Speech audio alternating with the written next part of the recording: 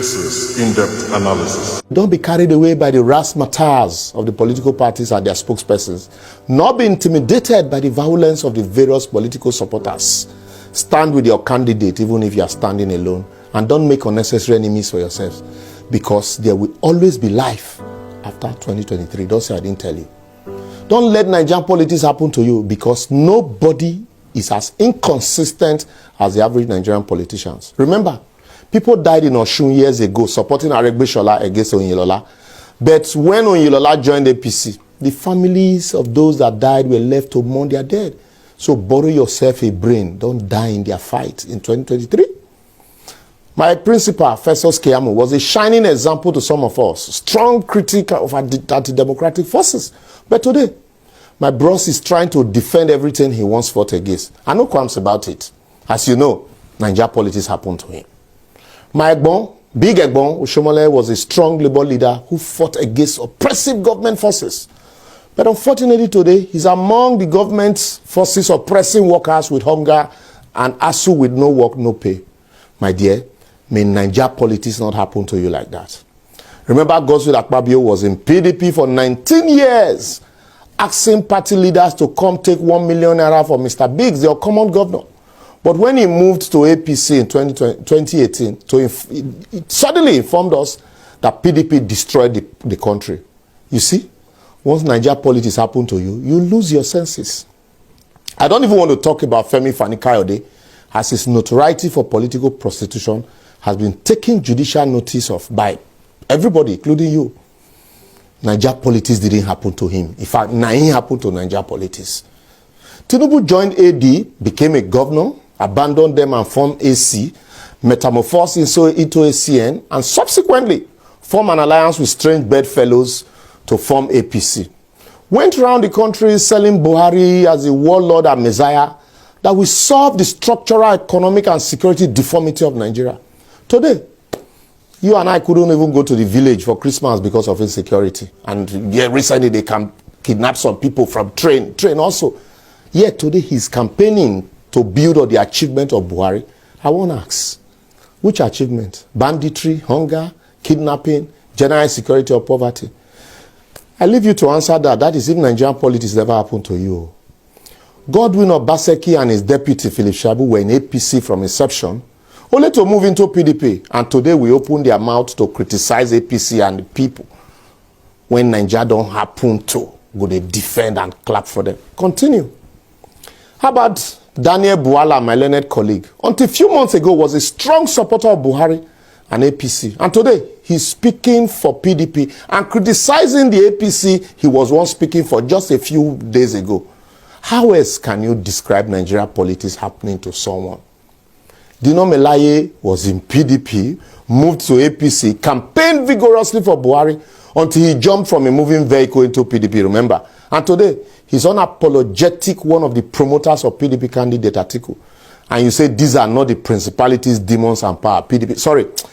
Of Nigeria politics happening to someone. Anyway, nothing spoiled. This is Nigeria.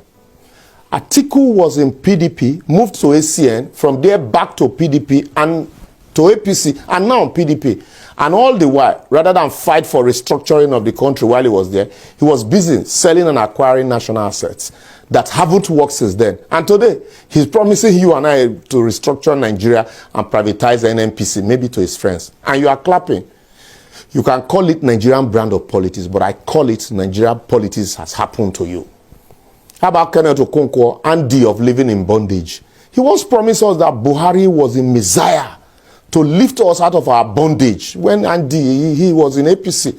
But today he's in Labour Party making the same promises and owes nobody any apology about his previous promises. And you are praising him because they're Labour Party. I don't blame you. Peter Obi was a rock in Abga. He left to join PDP under Goodluck Jonathan and didn't teach Jonathan how to turn Nigeria from consumption to production economy. Now he's in Labour. And like Buhari, he's promising Nigeria Eldorado. And as Nigeria politics is happening to you, you dey clap for him and insult people when disagree with you. Anyway, last, all man go chop breakfast when I don't clear.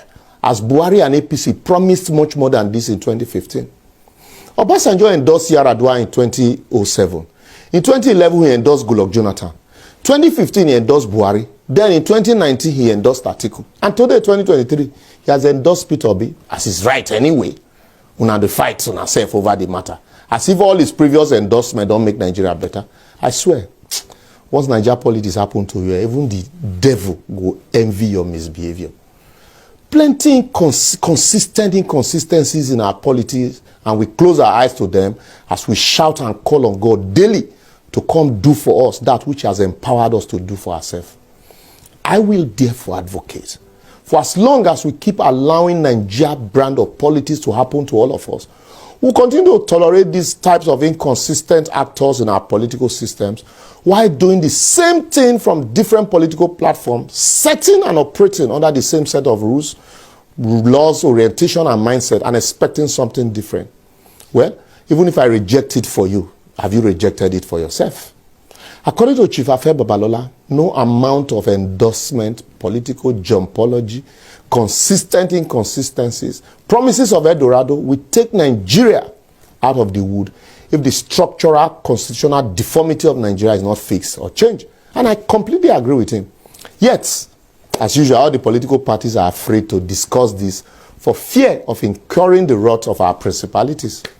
So, my advice to you, maintain your sanity. To maintain your sanity in 2023, forget all the noise, the political jingles, the promises by politicians, as they will always overpromise and underdeliver.